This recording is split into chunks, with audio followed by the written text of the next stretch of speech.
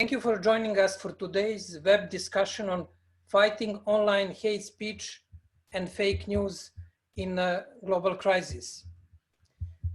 Today, Mark Lemon and I will co-moderate the session together with our excellent panelists and all of you. There is a high concentration of expertise with more than 400 participants here in Zoom and on our Facebook page. In order to participate in the session, please use the text chat to make your comments, to ask questions, and those comments and questions will be transmitted into our main discussion by our colleague Natasha. The idea for RightON emerged out of the interest to maintain the global conversation on human rights, especially at a time of crisis, when many fundamental human rights and freedoms are being challenged by emergency measures enacted in response to the virus outbreak.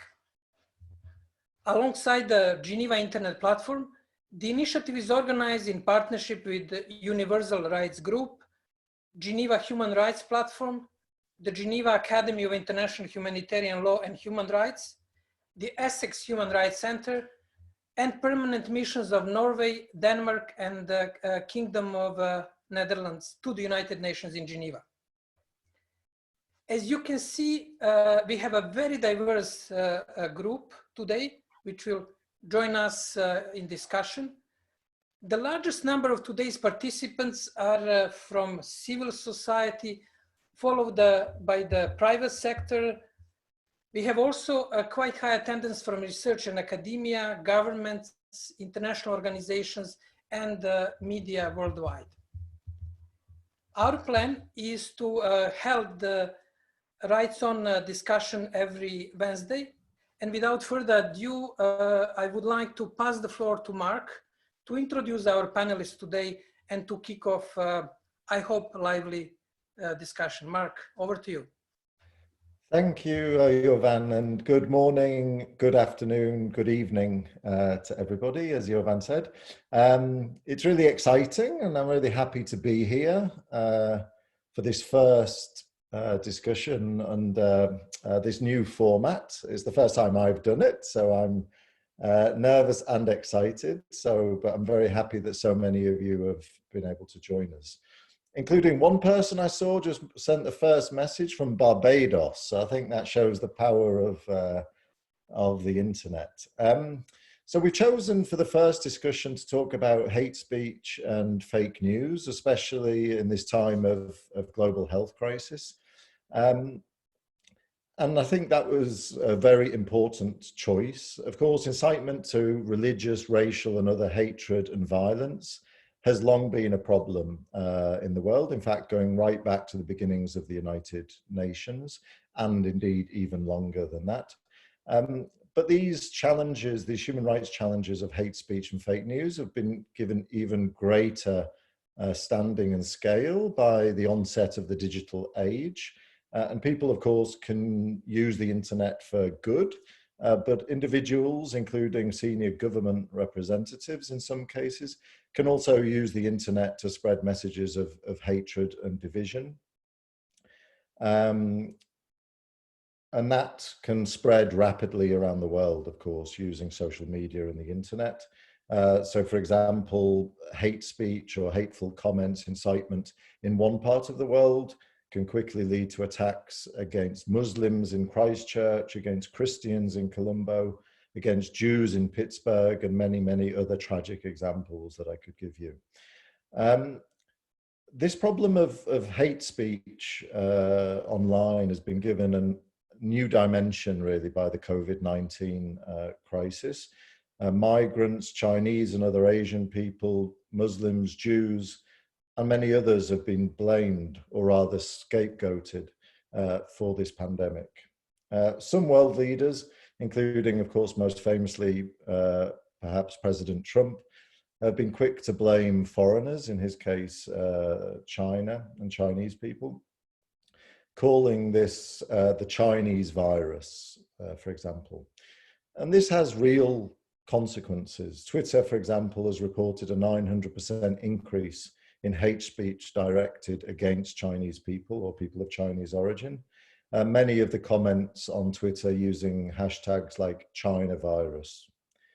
And of course, hate speech in turn leads to a steep rise in hate crimes in many parts of the world. The current pandemic has also seen the related problem of fake news online being brought into even sharper focus. In the context of a health crisis and in a climate of fear and uncertainty, such misinformation can have devastating consequences.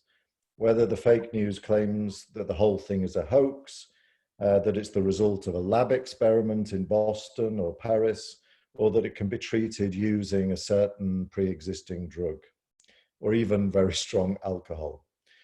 It can also lead to a rise in hate speech and hate crimes, and even to diplomatic fights, such as the recent spat between China and the US, at a time when the international community should be working together, of course, through international cooperation.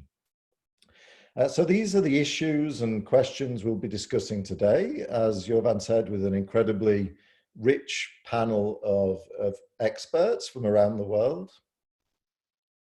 And we'll be trying to understand the underlying trends, ask the important question. Following question: do the member states of the UN have the tools necessary to address and to combat these problems of hate speech and fake news, especially at the moment during lockdowns related to the coronavirus? We have on the panel with us 5 speakers. First, Dr. Bahia Tahsib-Lee, who is the Human Rights Ambassador of the Ministry of Foreign Affairs of the Kingdom of the Netherlands.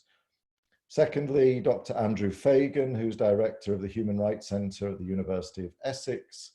Third, Mona Rishmawi, who's Chief of the Rule of Law, Equality, Non-Discrimination Branch at the Office of the High Commissioner for Human Rights. Simona Cruciani, who's Political Affairs Officer at the UN Office for Genocide Prevention and the Responsibility to Protect. And last but not least, Paige Morrow, who's a Senior Legal Officer at Article 19, which is a freedom of expression NGO. Before we go over to our speakers, we would like to ask the opinion of all the participants, this is an interactive session after all, on one of the issues we'll talk about today. Therefore, the clever people at Diplo have prepared a survey that should appear on your screens.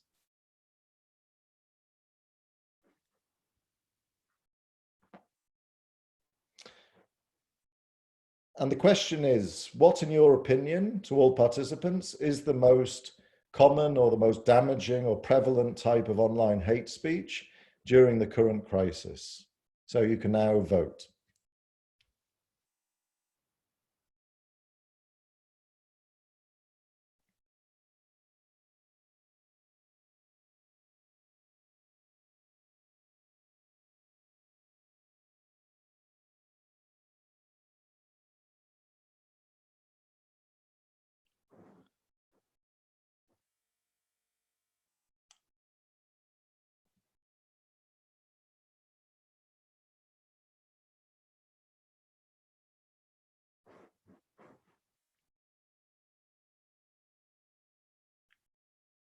We have a clear trending on 2 lines, racial and nationality. Yeah, that's perhaps not surprising, especially considering the different recent events and public announcements by different political leaders that I mentioned in the introduction. But I think it's still incredibly powerful that this is also the message that's going out, that there's been a spike in hate speech against people based on their nationality or race or ethnic origin. Okay, well, thank you for everybody for voting for that. I guess that poll is closed. So we will now turn to the first speaker. The way this will work is I will ask, me and Jovan will ask, or Jovan and I will ask one set of questions to the different panelists or discussants. And then please, everybody who is listening in, submit your questions and comments in writing, as Jovan said. and we'll try and select a few of those questions for a second round of questions to the experts later on in the meeting. So firstly then to Bahia from the Human Rights Ambassador of the Kingdom of Netherlands. Good afternoon to you. So as we've just seen, hate speech against individuals based on religion, belief, race, nationality has always been one of the great human rights challenges facing the international community in the United Nations, but it's even more so now during the current pandemic. Now it's clear that through this climate of fear and uncertainty, hate speech is being used more than perhaps ever before to stigmatize and blame the other. Is the Netherlands concerned about this rise in hate speech in the context of the coronavirus crisis, both in the Netherlands and internationally? And do you think governments and the United Nations have the tools to be able to respond, especially at this time of lockdown? Please, Bahia. Thank you, Mark, and hello, everyone. It's a great honor to take part in this web chat. All our societies are currently under pressure. Thus, how we respond to this unprecedented threat is really important. The Netherlands is concerned about the global rise in hate speech directed against people on the basis of nationality, ethnicity, religion, belief, gender, and sexual orientation. We firmly support freedom of expression on and offline. With physical distancing, we increasingly connect through internet platforms. In the Freedom Online Coalition, the Netherlands works closely with other countries to safeguard a safe and secure space online. As you asked, Mark, the Dutch National Human Rights Institute reported that some people in my country experienced negative stereotyping during the corona outbreak too. But many immediately responded that such attacks are unacceptable and that we must stand together. I'm proud that the Netherlands plays an active role. The importance of building inclusive and resilient societies and pushing back against incitement to hatred was recently discussed at a conference that the Netherlands organized on combating religious intolerance. Also, the upcoming World Press Freedom Conference in The Hague provides an excellent opportunity to interact on issues such as hate speech, disinformation, misinformation, and the role of the media in times of crisis. Initiatives like the social media hashtag #IamNotAvirus are encouraging. This crisis is testing our commitment to human rights for all. This crisis is testing societies, governments, communities, and individuals. Regarding your second question, Mark, on the United Nations, we can only effectively tackle this crisis together under the able leadership of the United Nations. The human rights implications of this global health crisis are simply immense and impact the entire human rights spectrum. So economic and social rights, such as the right to health, and civil and political rights, such as freedom of speech and access to information. A strong, coherent human rights-based approach to the COVID-19 response is therefore crucial.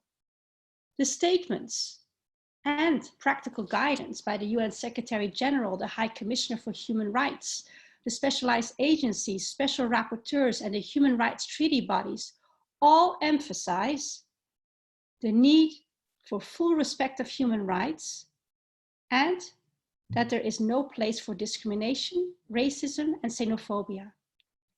The UN General Assembly unanimously affirmed this last week. In March, the Human Rights Council sessions abruptly came to an end. As a member, we hope that the Council will function soon online. For now, the Netherlands welcomes the UN High Commissioner for Human Rights' engagement tomorrow in a virtual, informal conversation with the Council's members and observers on COVID-19 and human rights. I sincerely hope that today's web chat will increase awareness on human rights being the very oxygen of humanity, especially in this crisis. Thank you. Thank you, Bahia. It was very interesting. I think especially what you said about the response or the solution to hate speech and fake news during this crisis requires everybody to work together and for international cooperation to really come to the fore, which of course is especially challenging at a time when we're not all able to meet each other. Diplomacy traditionally works, of course, by person-to-person contact. But I think that shows also the importance of initiatives like today's, so that we can keep the conversation going. And it also, of course, means that it's important to reassure everybody that the United Nations human rights machinery continues to turn, even at a time of crisis when everybody is confined, or a lot of people are confined to their homes. I would like to send that message out, that the UN human rights system does continue to work even at such difficult times. Before we move to the next speaker, Simona, we would like to share some interesting data showing the scale really of the problem we're talking about. So this is the number of takedowns by Facebook of examples of hate speech around the world in millions. So it shows between 2017 and the second quarter of 2019, the huge, really huge increase in the incidence of hate speech that was so severe that Facebook took them down. And it's important to remember, just like there's behind every statistic we're hearing at the moment in terms of numbers of cases and number of deaths caused by coronavirus, it's also important to remember that behind each of these statistics in this graph, there is somebody around the world who has suffered because of hate speech directed at them, their community, or people from their country, or adherence to their religion. And this really does have a devastating impact on people's dignity and people's human rights and people's lives. So it's really a sobering message. And I suspect if we had figures for 2020, the first quarter, it would show that this has increased even further. Okay, now moving on to Simona, who is joining us from New York, which is one of the advantages of internet meetings, because we didn't need to fly her all the way to Geneva to join this discussion with us. Therefore, saving on emissions, saving on costs, and improving efficiency. So Simona, the question to you is, what role do politicians, religious leaders and community leaders have in avoiding the kind of rhetoric that might incite hatred against certain groups or individuals during this time of crisis? And on the other side, in terms of speaking out against cases of hatred, stigmatization and intolerance. Simona, please. Thank you, Mark, and to everybody else in this panel and those who have joined this meeting from far or from close, like me, for instance. I would like to build on the intervention of the previous speaker and reiterate that the United Nations have been particularly concerned by the issue, by the challenges that hate speech poses to our shared common principles and values for a long time. And needless to say that yesterday we celebrated the Day of Remembrance for the genocide of the Tutsi in Rwanda, that was escalated by very serious instances of hate speech that constituted incitement to genocide. The concern of the Secretary General in particular led the United Nations to develop last year the UN Strategy and Plan of Action on hate speech. The Secretary General has spared no occasion to reiterate his concern and to highlight that this is a global challenge that affects all countries, and that nobody and no country is right now immune from hate speech, especially now that the COVID has elevated this challenge at a very high level. You must have heard also that the hate speech right now related to COVID is sparing nobody, and not even UN staff. Just last week, we received some information that colleagues in some peacekeeping missions are under serious threats of attacks because of COVID-related cases in these peacekeeping missions. But I would like to now just focus on the question that you asked me, and to stress that all people with influence, be these political leaders, religious or community leaders, can play a very important role, both to incite to discrimination, hostility, and violence using hate speech and hateful messages. And we have seen this many times in the past, and even right now in the current pandemic. You have mentioned some names, Mark. I want to refer to some religious leaders who are asking people to go to their religious shrines, to their temples, to their mosques, to their churches, and so on, because by going they will be healed, they will recover if they are sick, or they will not be infected. And this is, of course, creating even more contagion, in particularly because this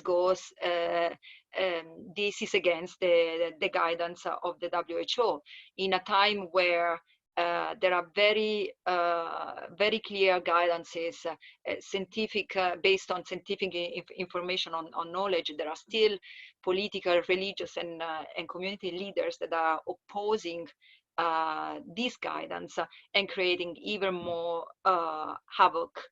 But we also know that on the positive side, we have leaders with influence on very large population groups that are playing a very good role. They are sharing messages of tolerance, they are of respect for diversity. They are asking their people to respect and abide to scientific information on knowledge. And it's on these people, on these leaders, that the United Nations is trying to capitalize right now. And the Secretary General is sparing no occasions to also call on the role of these influential personalities and ask them to contribute to the fight against the pandemic and the hate speech that is related to it. I have already mentioned the UN strategy and plan of action on hate speech. That is it's an internal document that the United Nations has developed, but one of its commitments is really to work more closely with various partners, including member states, influential personalities, media, experts, and civil society to fight hate speech. But the United Nations, we have also other documents, other policy frameworks that provide really guidance on how to work better with influential leaders, including the Plan of Action for Religious Leaders and Actors to prevent incitement to violence, the UN Plan of Action to safeguard religious sites, the Faith for Rights Initiative, and I'm sure Mona can say more about this during her presentation. My special advisor on the prevention of genocide just published last week, together with the High Representative of the Alliance of Civilization, a joint call for solidarity, compassion, and unity in the COVID pandemic. We had a lot of statements that have been published by the Human Rights Mechanism, and also UNICEF has launched yesterday a global multi-faith religious in action COVID initiative. We focus on faith and positive change for children, families, and community. So there are a lot of policy frameworks and initiatives that are specific to this current challenge. And as the UN Secretary General said many times, this is the time to join hands and to enhance solidarity, because it's only through solidarity that we will be able to overcome this terrible challenge. Over. Thank you, Simone, especially for the strong message at the end about the importance of international solidarity and everybody pulling together, and also for reminding us that we all have to play a role, and religious and community and political leaders have a particularly important role, I think, in terms of both sending out the correct messages and good messages, but also avoiding any kind of inflammatory rhetoric. We will now pass the floor over to my good friend Mona Rishmawi, who is normally with me in Geneva, but we're in different countries. I'm in France at the moment, over the border. Mona, the question for you, which isn't actually on my piece of paper, but the question, if I remember correctly, are hate speech and fake news, but also the wider consequences of the COVID-10 pandemic, affecting disproportionately certain groups and individuals based on race, religion, gender, and disability? And of course, I ask this because you're the chief of the Non-Discrimination and Equality branch at OHCHR. So please, Mona, if you could answer the question within 4 or 5 minutes would be great, please. Well, thank you very much. Thank you for the question. I'm actually in France.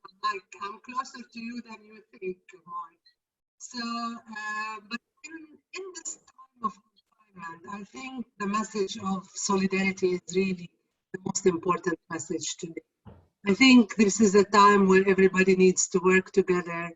We saw that really the pandemic doesn't really distinguish between people on the basis of their race or gender or political leaders, or if you are rich and poor, or your social status. So for us, I think only small people can actually make these distinctions really an important part of what they do. And hate speech, frankly, has no place, in particular at this time.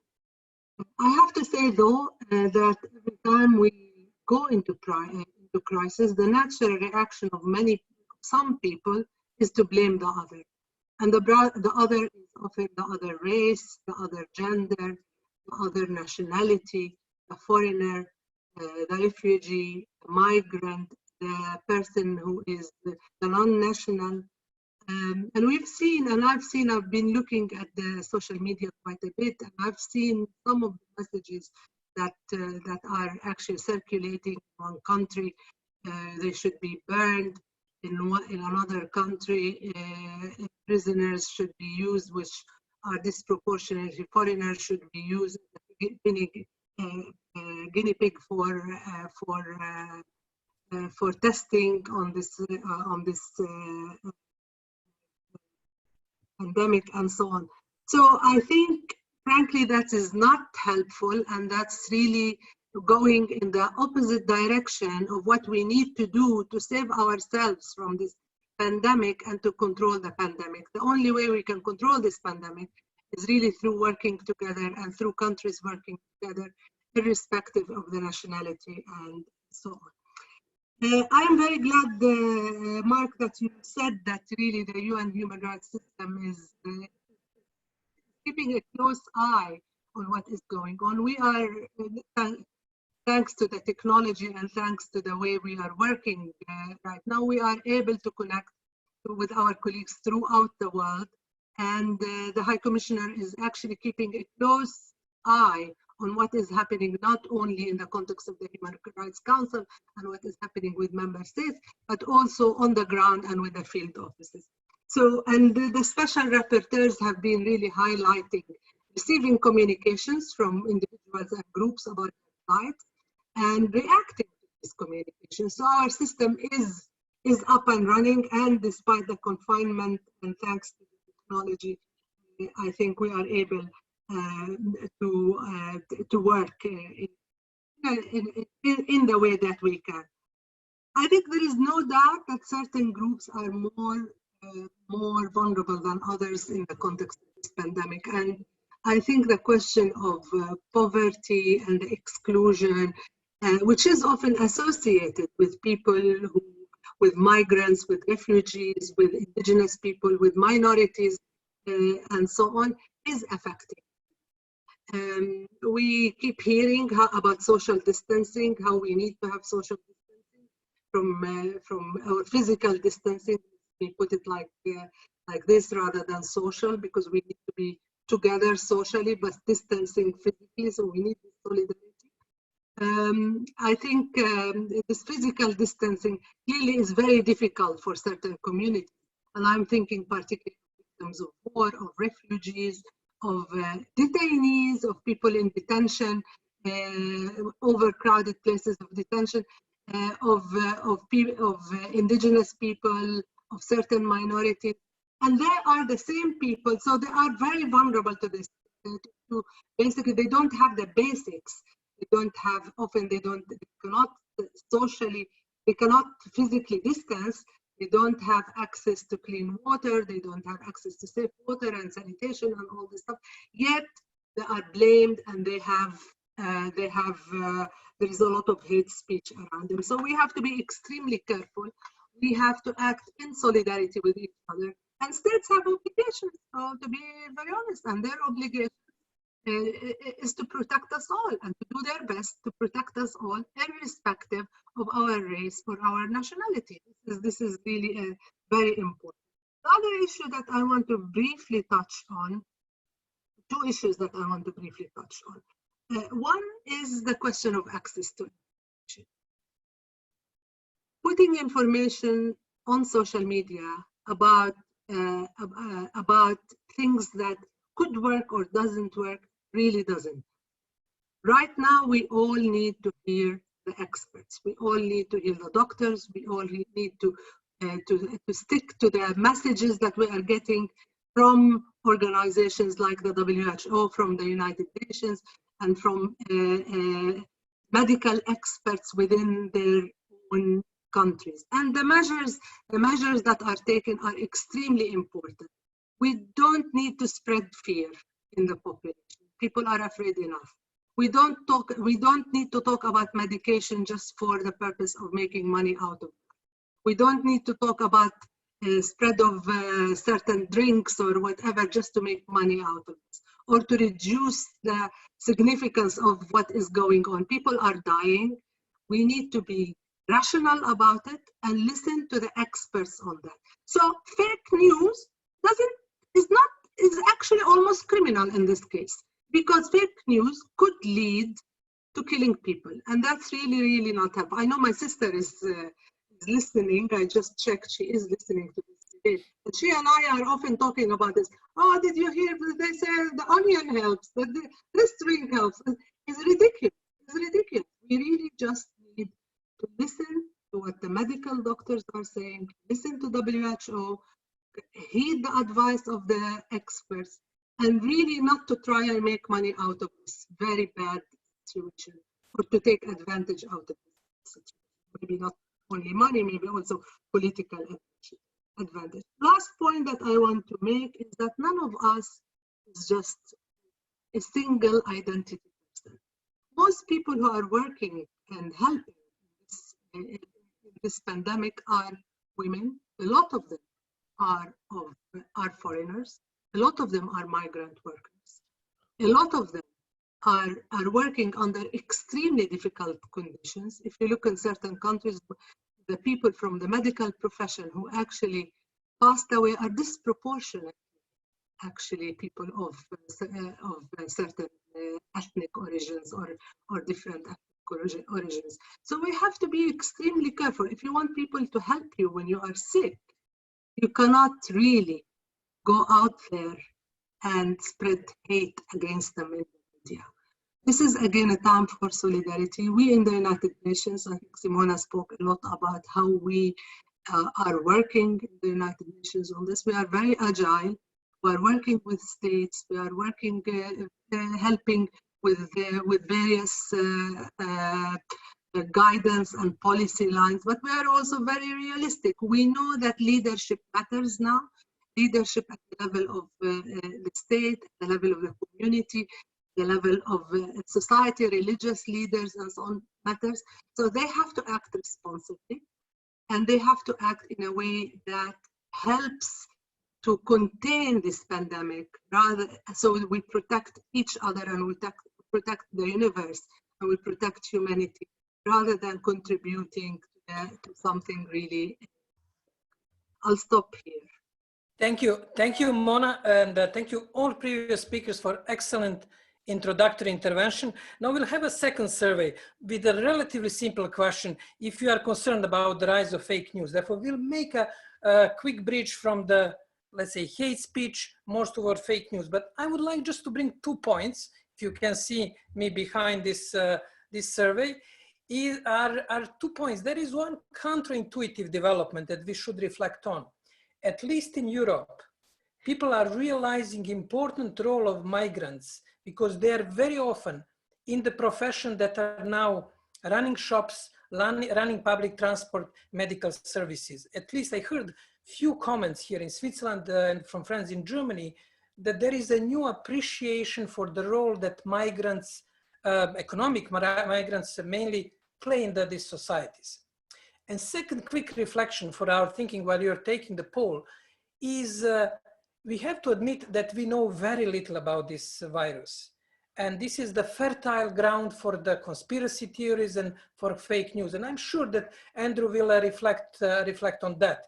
Therefore, it's not just intentional manipulation, but also quite a fertile ground. Even experts, sometimes in a few days, they deliver contradictory statements. That's one reality. 2 points: more appreciation for migrants as a key carrier of difficult tasks in many countries, especially in Europe. And second point, a real challenge because of uncertainty that virus has brought. Now, your answer to the question are you worried about the rise of the fake news? Yes, I'm worried. 60% of you. Then I'm somewhat worried, 24%. And there are those who are basically arguing that they are careful with their sources and they can make clear distinction between real news, facts, and fake news. Andrew, this is excellent intro for your reflection on fake news coming from your long academic experience. Over to you. Thank you. Can you hear me okay, everyone? Cool, thank you. So listen, I'm delighted to have been invited to be involved in this first inaugural event of a really important webinar series, particularly on behalf of the Human Rights Centre at University of Essex. So it's a tough one, right? The question that I was, the draft question that I was presented with is it fair to say that the fear and uncertainty caused by the COVID-19 pandemic has created a fertile ground for fake news? Well, look, the short answer to that, of course, is yes. But I would expect you for me to provide a slightly longer and more substantial answer. So crises and mass pandemics are typically accompanied by massive increases in rumor and false information, or what the WHO director called in February, infodemics. When we're frightened and anxious, we typically seek as much information as possible to make sense of what's happening and to figure out what we should do to avoid the dangers we face. As we speak, laws are being rapidly introduced and amended aimed at preventing the spread of fake news about COVID-19, even to the extent of criminalizing the distribution of dissemination of fake news in some cases. People are likely, therefore, to be sent to jail for producing or sharing false information about the pandemic in the weeks and months ahead. At the core of our human rights perspective on this is, of course, the right to free expression or speech, if you take a US perspective on this, and obviously then what limits might legitimately be imposed upon our right to express ourselves. Free expression is, as I'm sure everyone would agree, is central to any human rights respecting democracy, but it's not an absolute right. It's limited by a number of factors, many of which are outlined in paragraph 3 of Article 19 of the ICCPR and, of course, other instruments of international human rights law. These include fundamentally duties and responsibilities which states and individuals hold towards protecting the rights of others under particular conditions. Given the importance of free expression to a democratic society, we must be very cautious, I think, about calls to restrict people's right to express their opinions and views. Before we go down this path, which we increasingly are being urged to do, we must carefully consider what the grounds for limiting the right might be now. Even in emergencies such as this, we have a right to be wrong about important issues. People are, to a point, entitled to express their factually inaccurate beliefs about the pandemic, but only up to a point. So for us, from a human rights community's perspective, the crucial question is, what is that point? Put simply, one can make false statements and claims about the pandemic so long as they do not cause significant harm to others. The harm principle is a core element of the legal norms underpinning the justified restriction of free expression in any democratic human rights respecting society. I think it's reasonable to argue that the sharing of some particularly false beliefs about COVID-19 are harmful to public health generally, and may be a contributing factor in people catching the virus and perhaps even dying from it. Similarly, some of the false characterizations of COVID-19 as a Chinese virus have fanned existing xenophobia and intolerance in many societies. The challenge the human rights community faces, I think, and that's why it's so important that we have these opportunities to address particularly these issues now, is how can we begin to legislate for those forms of fake news which really do cause the kind of harm to others serious enough for justifying the systematic restriction of an important right. We can call for everyone to remember that the enjoyment of rights entails corresponding duties to protect the conditions for those rights in the first place. The US human rights scholar Catherine Sickink recently did just that in a blog that she posted. But this message is only likely to resonate with those who already acknowledge the importance of acting responsibly. It runs the risk of preaching to the converted, so to speak. COVID-19, I think, confronts us with a great many challenges. It also reminds us of some uncomfortable features of human reasoning. I speak as a philosopher, ultimately. We have a strong tendency, all of us, I would say, to hear what we want to hear and what we already believe. The widespread endorsement of fake news about COVID-19 by otherwise perfectly sane and capable people points to a deeper problem confronting societies everywhere, namely wholesale failures in education, which have left many people incapable of thinking critically and for themselves about some of the most important issues for us all. I know that's a controversial point to make in this kind of discussion within the context of a democracy, but we really will, I think, have to face just how gullible many people have become in our current very divided world. When we overcome this pandemic, this worldwide gullibility and lack of critical thinking will need to be systematically confronted. I think that's a slow burn, long-standing challenge that we're all going to need to confront. We should be resistant and reluctant, I think, to go down the criminalizing fake news route too quickly.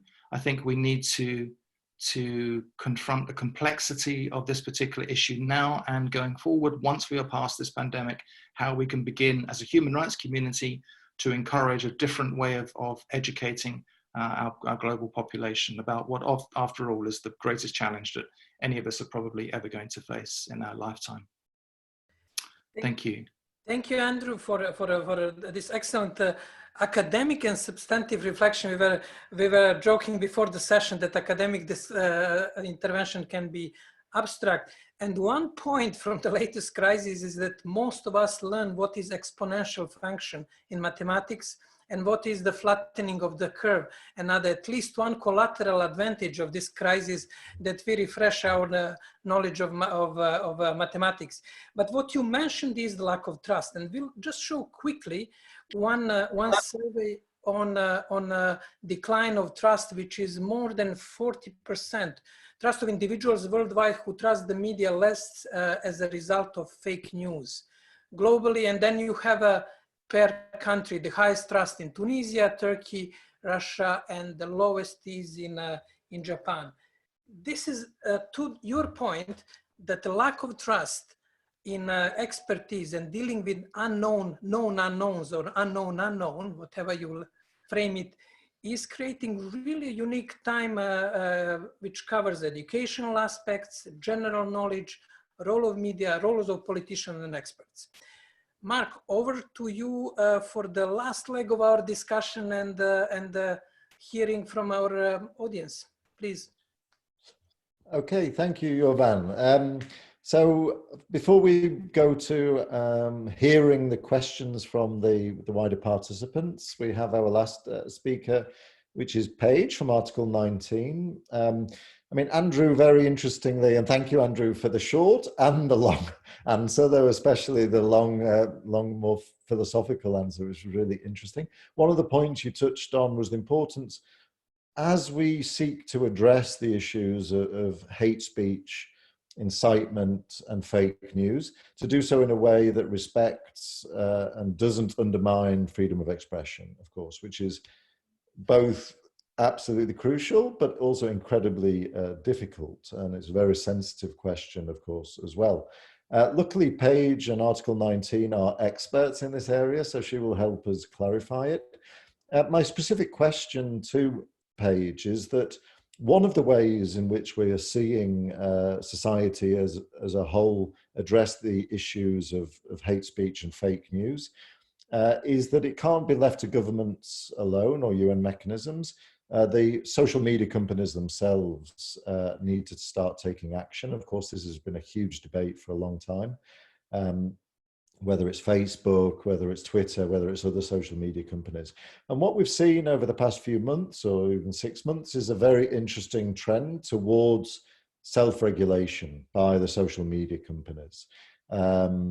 In the case of Twitter, that's focused on fake news, especially fake news that can be used for political purposes. Facebook have done a huge amount of work to strengthen self-regulation of hate speech, including setting up an oversight body recently, which includes, I think, some of Paige's former colleagues from Article 19, which has an overview function about Facebook's decisions to take down certain elements which may be or may not be fake news. So my question to Paige is, do you agree that this is a clear trend at the moment towards self-regulation? Is it something that we should welcome as a key part of the solution to hate speech and fake news, especially at this time of crisis, global health crisis?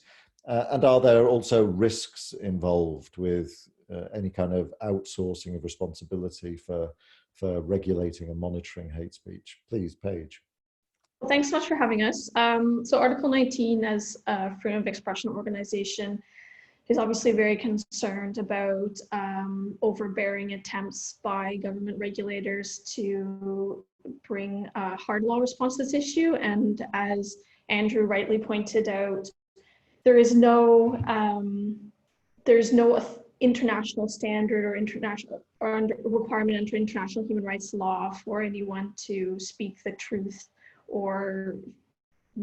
and we have one of the benefits of having a free and open society is precisely our ability to share our opinions, whether or not those later prove to be incorrect.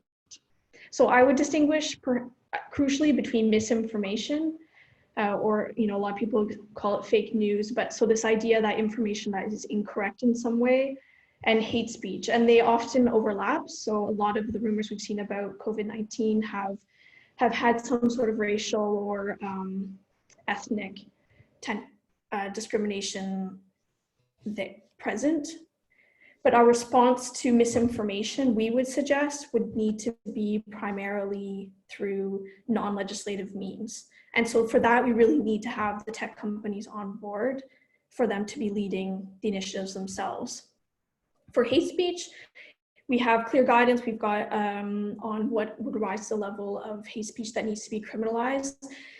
And we've had a number of initiatives from countries like the UK, Germany, France, that have either already passed laws or in the process of passing laws, as well as at the EU level, to address hate speech. The problem that we have is that when it's below that threshold, so when it's considered to be harmful, but it doesn't hit that legal definition, then that falls within the terms of service of social media companies. And so we end up having to go back to their internal policies anyway. And so what Facebook has done with its oversight board is try to set up an internal mechanism for providing some policies and procedures. And so we welcome self-regulatory mechanisms. What we would say as an organization is that these should ideally be independent. So what we've put forward as a proposal is a social media council that would be independent of any tech company, modeled on the old press council. So the idea is that it's an initiative led by the industry itself to develop common approaches. And so in the context of coronavirus, we could think about there being either, you know, a discussion within the council about addressing misinformation. At what point is that threshold of taking down content appropriate? Like YouTube now has this policy to take down any information linking 5G and coronavirus. Is that the right response? Or is Facebook's policy of only taking down misinformation where it's linked to clear harm to the individual? Is that a better standard? So these are the kinds of, I think, questions that can be perhaps better hashed out when there's a more standardized approach. And to also flag that I think these self-regulatory mechanisms are often put in place to get ahead of hard law. So it's when tech companies see that there is the possibility of hard regulation that they tend to take their own initiatives, which isn't necessarily a negative on its own. But that also, I think we need to be careful that the larger platforms, the dominant platforms, are better able to implement them. And so whatever hard law or legislative measures we put into place needs to recognize that our ultimate goal, I hope, is to have a plurality of platforms on which users can express their views. And in order for that to promote that, we need to recognize that it's more difficult for small platforms to conform with these types of requirements. So for example, when we've had discussions in the EU terrorism regulation to take down content in an hour, Facebook can comply with that much more easily than a small independent platform focused on very niche interests. So I'll turn that back over, and happy to have some comments and questions from the group. Thank you, Paige. Very, very interesting. Reflecting on a very interesting development, which is this move by Facebook and others, but sometimes with being prodded by the European Commission and others, but sometimes upon their own initiative to really take some of these issues around hate speech and fake news and freedom of expression far more seriously and do their part. We're now at the part of the meeting where we're going to hand over to Natasha, who will give us a selection of some of the questions that the hundreds of people online who have been watching have been sharing. And then what I'll do is I will ask each of the panelists in the same order we did before, just to very briefly comment or respond to some of those questions. Because we only have about 10-15 minutes left. Natasha, please, over to you. Thank you, Mark. I will try to be very brief. There was a very lively discussion in the chat and we received many questions and comments, but I will try to be as brief as possible given that we are rather short on time. The more popular subject in the chat was definitely hate speech. We received a question from Karen that asked, is increasing filters on the internet to filter out hate speech manageable, or does it invade the freedom of speech? She also asked whether younger generations, being the majority of people on the internet, could possibly use education to minimize hate speech, for instance, spreading awareness in lessons. There was Mervat who asked about what is the expected knock-on effect of hate speech initiated through the internet and social media platforms, especially on those who do not have access to digital technologies and internet platforms, but receive the outcome of such information and hate. Then there was a question from Carlos Lopez from the International Commission of Jurists. He raised a point on tech companies and asked whether we would be happy to leave them the responsibility to adopt their own law definitions of hate speech and fake news, define their policies and implement them, or is there a role for the international human rights communities on this? And Jenny tied on to this, asking whether the UN and tech companies could handle the situation of political figures themselves posting misinformation and hate speech. There was also a question from Richard Hill on fake news, who asked, what could we do about the conflicting and inaccurate information coming from governments and media sources that are supposed to be reliable? That would be all from the chat for today. Thank you. Very expertly summarized, and thank you to all those people who participated with those excellent comments and questions. I'll now go back through the panel in the same order as before. If each, I'm not even going to try to direct those questions to the relevant people. So if each of you could please pick one or two of the questions and respond or offer comments or thoughts in just 1 or 2 minutes, that would be great. And then we'll wrap up afterwards. So first, Bahia, the Human Rights Ambassador from the Netherlands.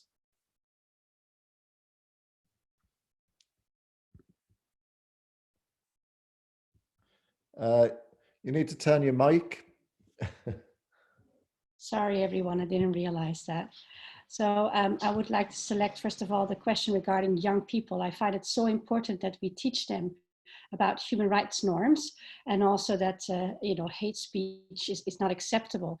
Today, actually, at the Utrecht University, it's the university where I studied in the Netherlands, one of the professors was engaging this morning with young people, primary school children, and teaching them about human rights norms, and of course also about freedom of expression and its boundaries. So I think especially in these times, when also our schedule is a bit more flexible, this is a way that we can reach out to primary school children, high school children, and also universities, and share more, because they are also constantly online, and they also like to engage. My daughters also, they were very interested in today's discussion. So I think that is really something that we can focus on. And the other thing about fighting misinformation and disinformation, what my foreign ministry does every single day, they send out an email to all of us, whether you're based in The Hague or abroad, and they give us lines to take and explain what the views are of our government, which fully relies on the views of experts. So this is a way that we can, when we all speak in one voice and convey the same message, that is extremely powerful. So we have to counter it with correct and accurate information based on knowledge of the experts, of course. Thank you very much for those short but very powerful remarks, especially reminding us the importance of youth in this. And just so everybody knows, we did send an invitation to this event out to the Model UN network. So if anybody from the Model UN is out there and listening, it's very good to have you with us. Next then, Simona, for concluding thoughts and responses and comments. Yes, thank you very much, Mark. I would also like to pick on the question on education first, and say that this is a very important issue that the UN is taking seriously. And in the context of the implementation of the UN Strategy and Plan of Action, my office, jointly with UNESCO, is planning an interministerial conference with member states that will focus on the issue of education for prevention, with a focus on combating hate speech. This conference is supposed to take place in 2020 in the second half. But let's see how the pandemic situation will be in the next months. But just to say that this conference will include a youth forum. So we'll capitalize on the presence of a large youth participation. Secondly, I would like to pick on the issue of the collaboration between the United Nations and tech companies to handle what is being called fake news. Let me say that I don't like to use this word like fake news, because it seems to me like empowering certain narratives that I don't share and I don't support. I very much prefer to use misinformation and disinformation. But in this context, I would like to highlight that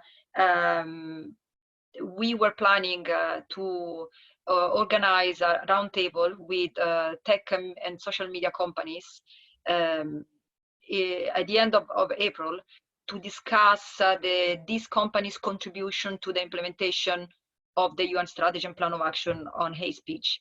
Now, this roundtable has been put on hold, but we are considering ways of having it online in the very near future, and we will definitely keep you posted. Over to you. Thank you very much, Simona. Mona, last final comments and thoughts and responses to some of the questions. Yeah, I think all the questions are actually very, very interesting, and thank you for the engagement on them. I think I would just say 2 words about 2 issues.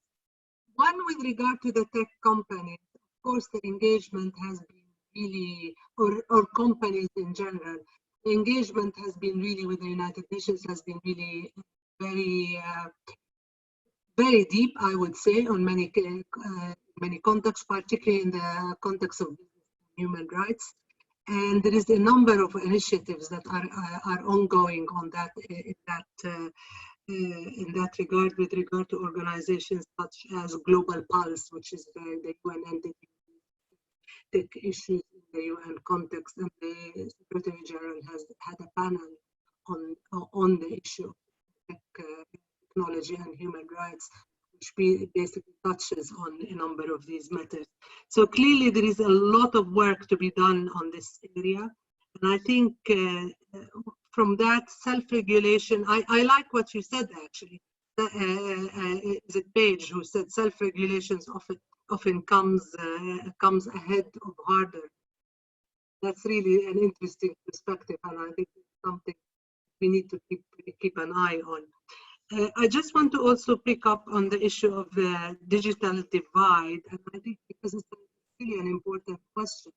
Because even in some societies where not everyone has access to the electronic world, the virtual world, to the social media, those who have access shape what is going on in the entire population. So it's basically the elite who have access, who have the money, who have the possibilities of basically access information, and then the way they actually deal with it and they actually bring it back in the society can include a lot of prejudice. So you see some of the prejudice in the print media, and not only in the social.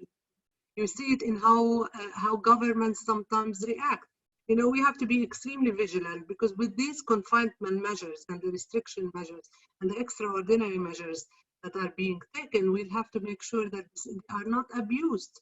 So human rights defenders, people, foreigners, people, minorities are not disproportionately affected by the measures that are taken, and the measures themselves are proportionate to what actually can be done. So I think with the focus on with the elite focus controlling part of what is going on, the information that is going on social media, that actually have a very dangerous impact. You see it in certain societies, communities have a very dangerous impact on what is happening on the society as a whole, and in forming opinions about identity, about certain groups, about who's good and who's bad and who's communicating and so on. Last point is that on this is the importance of scrutiny. I think everybody wants to cooperate. Everybody wants. I think we all want an end to this situation that we are in. We want an end to pandemic, but of course, you know, looking critically at the measures that are being taken is not a crime. I mean, we all have the right to ask questions, even in a context that is a question is like that. So even posting things on the internet that is basically asking questions about what is being done. This is not a crime, so we have to be careful also that the freedom of expression and is not a casualty in what is happening right now. Thank you, and thank you very much for a great event. Thank you, Mona, for your kind words, but also your very interesting comments. Andrew, this time it can be a short response to some of the questions and any concluding thoughts. Just to start, apologies to those people who've asked me questions directly. I'm a man, I can only multitask so far, so apologies for that. So very briefly, Mark has given me the rush along, I can sense that strongly. I think my answer is, my comments are going to hopefully encompass the kind of spirit of many of the questions that were raised. And really it concerns what happens after the pandemic, what happens when we are towards the other end, as it were, as we will do, get to the other end of this particular pandemic. I think it's, at the moment, we are utterly dependent upon reliable expertise. We ourselves as individuals have a fundamental duty to know what we ought to be doing and not be doing. And most importantly, our politicians and our political decision makers need to have access to reliable and objective scientific and epidemiological expertise and advice and what have you. But after that, when that's behind us, we're really going to be confronted by a series of very complex and very fundamental political questions, I think, and political challenges about the kind of society that we want to live in, and the kind of society that better addresses the human rights standards that we all subscribe to and seek to protect. So specifically, do we need various forms of codification for tech companies operating in these fields? Yes, absolutely. Where do we seek those kinds of codifications? Where do we seek those kinds of norms? I think that has to take place within a refashioned political context, and that's going to be a long-standing and long drawn-out challenge for all of us. Thank you. Thank you, Andrew. Very, very interesting as always. And last but not least, Paige, who I see anyway has been multitasking and answering questions on the chat, so a signal to us men about how things should be done. Paige, any oral responses? Yes, I just want to quickly reply to the point that was made about how tech companies should respond to public leaders who are increasingly relying on social media to communicate directly with their constituents, and the somewhat ad hoc approach that's been taken to either leaving them up or deplatforming them. And what we've been involved in a case actually in Italy about whether or not a far-right political party should be deplatformed from Facebook.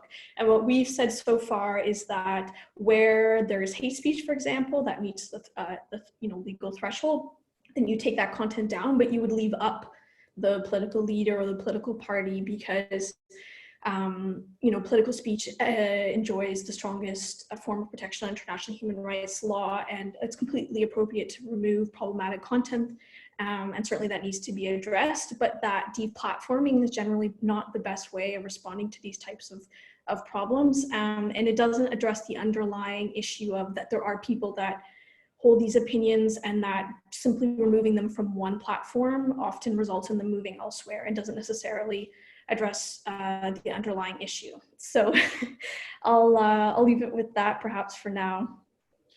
Thank you, Paige, and also to the person who is loitering over your... Sorry, my partner is waiting to get back in. Listening to make sure you don't say anything wrong or untoward. But that's it, everybody. Thank you a million times to everybody, our panelists and all the other participants who've taken part in this historic first meeting of RightON. I've really enjoyed it. In fact, I think we should only do this, do meetings like this at the UN in future. Very interactive, great comments from people all over the world. I mentioned Barbados, but I saw countries in Asia and Africa and the US all popping up, in the Americas all popping up. So thank you all. This is the first of a series of meetings every Wednesday at the same time. We'll try and do a little bit better next time on timekeeping. Each time we'll be looking at a different big international human rights issue facing the world, including the angle during the crisis of what are the implications of the coronavirus or the COVID-19 pandemic for human rights in the context of the discussion is going to be happening. So we will be sending out information on the next RightON in the next day or so. So please sign up, whether it's on Zoom or on Facebook or anywhere else. And with that, I thank you again and wish you all a good rest of the afternoon or good rest of the morning. Thank you.